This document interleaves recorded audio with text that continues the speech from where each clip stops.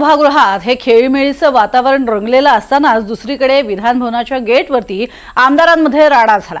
गोपीचंद पडळकर आणि जितेंद्र आव्हाड यांच्यात वाद झालेला पाहायला मिळाला।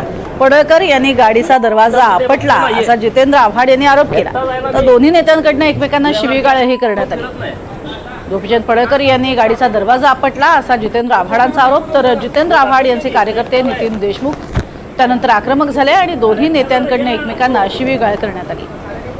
दाम किती बघतो नाहीये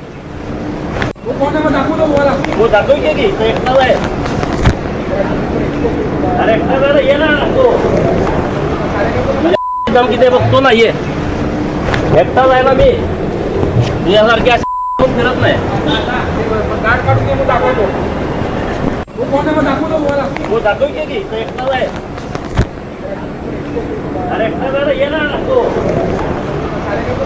दाम किती बघतो नाहीये, एकटाच आहे ना मी। पण असं म्हणजे मर्डर वगैरे करायला उतरतात तशी पोरं उतरायचं हे झालं आणि असा दरवाजा पटकन उघडला गेला। पण मी बेसावध होतो पण सावध झालो आणि तो दरवाजा धनंजय देशमुखला लागला। मी बघितलं तर आतमधनं कोणीतरी उतरत होतं, मला काय त्यांचं नाव घ्यायचं नाही।